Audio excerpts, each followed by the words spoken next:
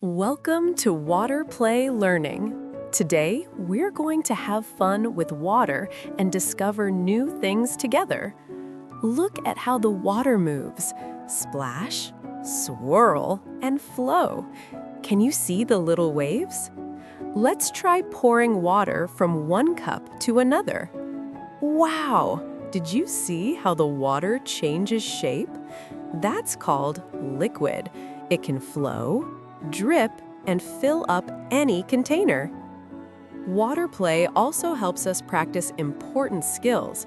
We can count the drops, notice colors, and even experiment with floating and sinking.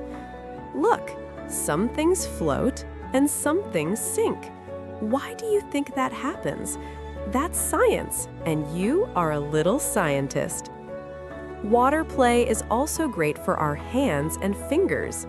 Squeezing, pouring, and stirring helps us grow strong and ready for writing and drawing.